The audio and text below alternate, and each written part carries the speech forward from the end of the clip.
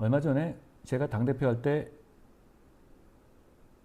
간첩법을 개정하는 것을 굉장히 강력하게 추진했었죠. 법무부 장관 때도 그랬었어요.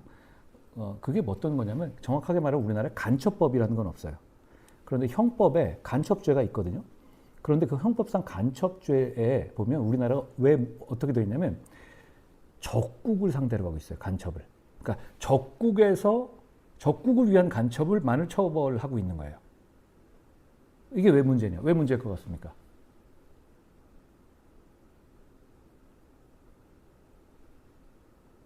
왜냐하면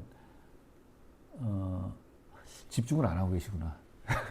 제가 적국을 대상으로 간첩을 하다 보면 우리나라는 북한을 위한 간첩만 스파이 행위만 처벌할 수 있는 거예요. 간첩죄로는. 그런데 실제로는 어떻습니까? 중국도 그렇고 뭐 다른 나라에서 굉장히 산업 스파이라든가 여러 가지 정보를 빼달라고 하는 행동들은 많이 있잖아요. 군사 기술도 있고. 근데 그걸 지금 얼마 전에 중국 유학생이 몰래 카메라 찍고 이런 것도 있었죠. 근데 그걸 지금 법 체계로는 그 형법상의 간첩죄로는 처벌하지 못하는 거예요.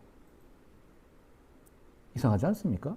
제가 법무장관 때도 강력하게 이걸 주장했었고, 특히 이제 세계일보의 그 배모 기자님이 그걸 아주 집중적으로 좋은 기사를 많이 썼어요. 그래서 저도 굉장히 이제 같이 했다기보다는 뭐 이 법을 어떻게 개정을 어떻게 한번 뚫어보려고 노력했죠. 법무장관 때도. 민주당이 굉장히 미온적인 입장이어서 지난 국회에 안 됐어요. 근데 그걸 제가 막 강하게 주장하니까 자기들은 미온적이 아니었다. 뭐 이게 변명하더라고요. 좋다고요. 그래서 제가 그랬습니다.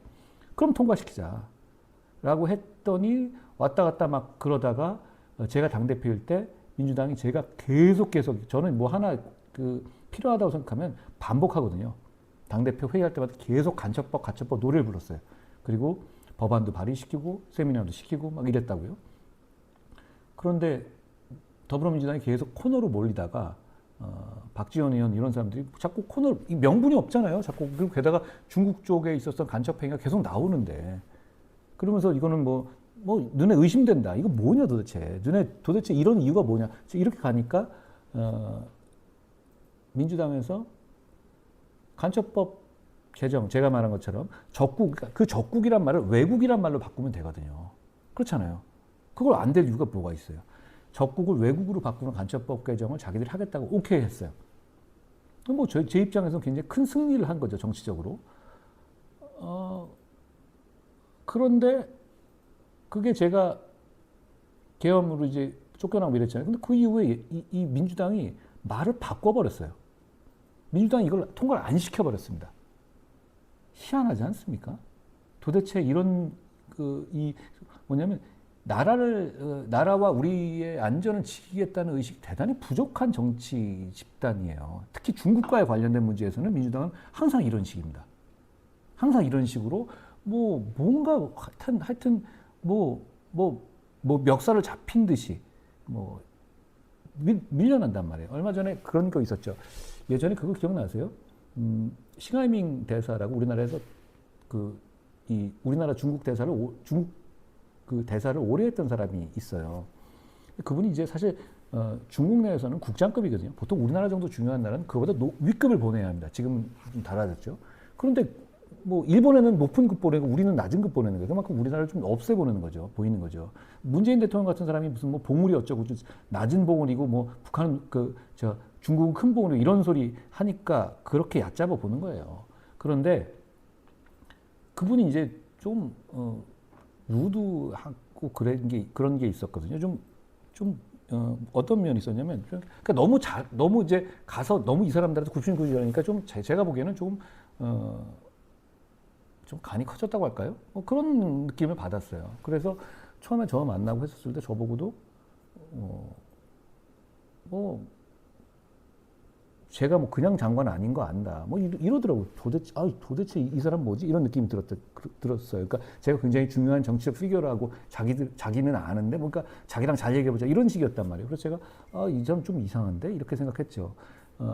그러다가 그 이후에 이재명 대표가 의원들 쭉 몰고 가서 싱하이밍 대사 앞에서 이렇게 쭉 앉아가지고 거의 일장 연설을 모욕적인 대한민국에 대해서 그런 연설을 듣고 그 앞에서 이렇게 쉐쉐하면서 막 이렇게 고개 쉐쉐는 안 했겠지만 뭐 이렇게 고개 숙이고 그런 거 있었죠.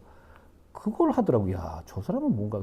근데 왜냐면 그 즈음에 바로 거의 그 무렵 전후에서 그 신대사가 법무장관이었을 때 저랑 둘이 밥을 먹자고 했어요. 그 이 대사관에서.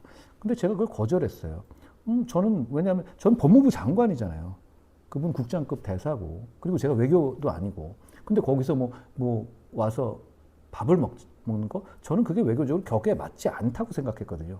왜냐하면 저는 그런 일을 할 때 개인적으로 솔직히 뭐 그런 대사관 구경하고 싶죠. 뭐 나름대로 재밌고 그런데 개인적인 그런 마음이 있는데 근데 저는 그게 또 여러분을 대표하는 거고 어떻게 보면 법무부 장관으로서 공적인 지위를 항상 먼저 생각해야 한다고 생각해요. 그래서 저는 그걸 제가 노했어요. 그러니까 근데 이 일당 대표라는 사람이 국회의원들 쭉 몰고 앉아서 그런 얘기 듣고 있다? 그건 안 되는 거예요. 그러니까 저는 저 정치 집단은 뭔가 생각을 잘못하고 있다. 특히 중국과 관련된 입장에서 뭔가 이상한 스탠스다라고 생각해요. 근데 이 이상한 스탠스가 지금 한미일 블록과 북중러 이런 이 대립이 있는 상황에서는 되게 치명적으로 작용할 수 있어요. 그러니까 왜 그러냐면 우리나라가 지금 여러 가지 산업들 있잖아요. 조선도 있고 뭐 군사도 있고. 근데 보면 그 제조업 자체로는 중국한테 다 밀려요. 그렇잖아요. 지금 그렇게 됐다고. 그렇지만 왜 최근에 있어서 우리가 제가 카드가 있다고 하냐면 조선이라든가 이런 부분에서 미국이 이제 주로 커스터머잖아요. 이런 쪽이 중국한테 가기가 어려워요. 안보적 이슈 때문에. 그렇다면 원래 이런 산업 영역에서 2등은 아무것도 아니지만 중국 다음이라는 지위는 되게 중요해요. 그러면 결국 그 지위를 제대로 이용해야 우리 산업을 발전시킬 수 있거든요. 그런데 예를 들어서 5G라든가 뭐 미국에서 뭐 우리한테 여러 가지 의뢰하는 게 많이 있어요. 미국의 특히 안보라든가 어떤 기간 산업에 관한 거. 근데 그 조건을 하거나 조선을 맡길 때 뭘 보냐? 너네 중국 부품 쓰냐? 중국 사람들하고 어떤 교류하냐? 이걸 봐요. 왜냐하면 그 안보적인 차원에서의 신경을 미국이 굉장히 쓴단 말이에요. 그럼 우리는 그걸 이점으로 이용해야 되거든요. 근데 민주당 같은 스탠스면 미국이 우리나라한테 그걸 맡기겠습니까? 그러니까 이건 단순하게 안보 문제가 아니라 경제 문제이기도 하다는 거예요. 그런 생각을 좀 해주셔야 한다라는 생각을 했습니다. 그러니까 스파이물 보면 뭐 나라별로 이건 지금 그런 전쟁이잖아요. 근데 이걸 적국으로 한정하는 법 바꿔야 됩니다. 민주당이 그걸 한다고 했다가 말 바꿨어요. 도대체 왜 그런 겁니까? 제가 여기서 다시 한번 물어보고 싶어요. 도대체 무슨 꿍꿍이에요, 도대체 이게?